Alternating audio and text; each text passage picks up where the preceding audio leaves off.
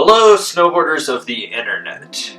I'm Avran LeFeber, and this is Boot Fitting 101. In today's video, we're going to be talking about heel wedges, what they do, when you would use them, and why you would use them. You can get heel wedges from tonar.com or Shred Soles, although the ones on Shred Soles are a little more pricey than the ones you would get from tonar.com. I recommend getting your boot fit supplies from tonar.com because you can get everything all at once. Like, they have everything, but you do have options, so just throwing that out there for you. For this quick fix, you're gonna need heel wedges, obviously, your footbed, a heat gun, duct tape, and your liner. Well, maybe not this liner. This one's toast. Anyways, let's get into it. What do heel wedges do? They perform a few functions. One, they raise the heel up, pulling the toe off the end of the liner in the boot, so that way it's not pushing into it hard. So this is good for anyone that's got like pigeon toe or six toe where your index toe sticks out a little bit more, or they've got just pain in their big toe, it's really pushing on it. Two, it also helps raise you up inside the liner to align you with that natural JBar right there. This will let you sit better in the heel pocket of the boot, give it a little bit better heel hold in there to lock it right around. Three, you can put it on the bottom like I did here with this crapped out liner just to suck up volume because it was so packed out.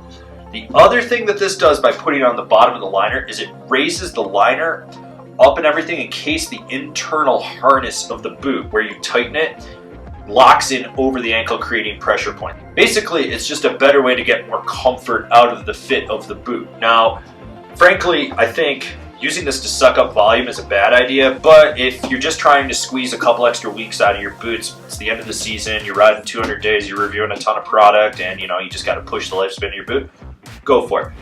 Otherwise, I don't really think it's something that you necessarily have to do, but let's get into this. So, as you can see here, these are all pre-made, pre-formed, and it's a size small. There are other sizes of these. I, by and large, have never had to use more than the small for most people.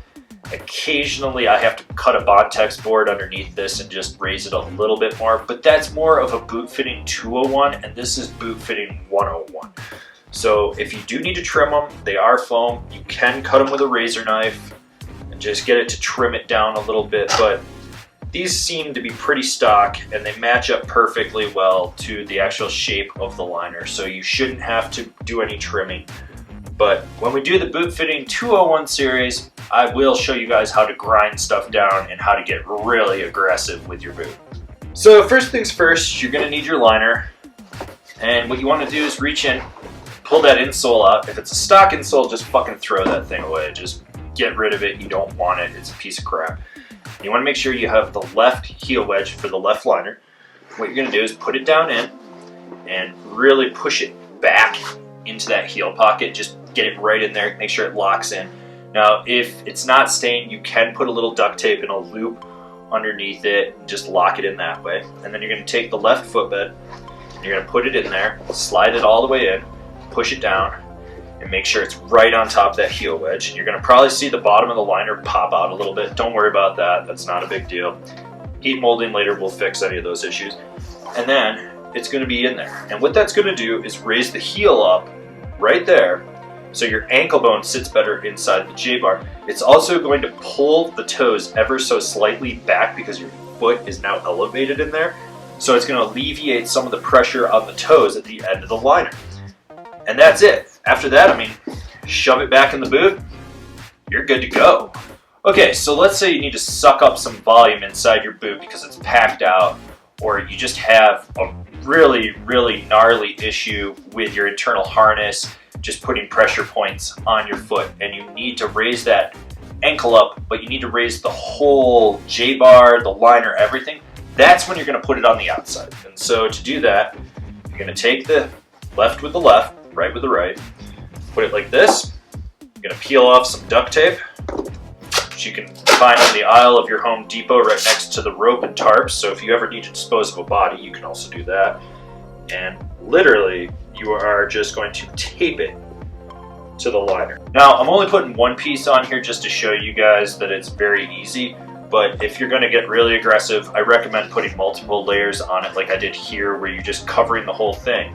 And after you do that, you're going to take your heat gun, turn it on in the lower setting, and just hit that duct tape so that it melts a little bit and better adheres to the shape and everything. It'll just stick better, and you want to make sure that you work out any wrinkles, really get it nice and smooth, get it locked in. I mean, you can do some more tape to it, obviously, just to get it running down the length of this. You know, you want to make sure that it's lined up in the center here, and really just work out any of these creases, get it nice and smooth, and you're going to get it, you know, you're just going to put that nice sheen of duct tape all over it. And as I said, hit it with the heat gun a few times, really just get it to adhere a little bit better, and you're going to be solid. And that's it. And then you're going to slide it right back inside the boot. Alright guys, we made it through the video. Hopefully you have learned a little something about boot fitting from this. I know that I have taught a lot of people about stuff like this over the years, but I've never done it on the internet. So now you know that heel wedges are a very basic boot fit fix. It's very simple, it requires next to no effort, and hopefully you learned something from this. If you're new here, remember to subscribe, click the bell, get notifications. We have a lot of videos coming out this month on just boot fitting. And if you'd like to support us, check out Angrysnowboarder.vip. This whole video series came about because of the supporters from Angrysnowboarder.vip. Those guys wanted boot fit videos, we gave it to them. And we gave it to them in loads. And tune in next time for another video on another quick fix for boot fitting.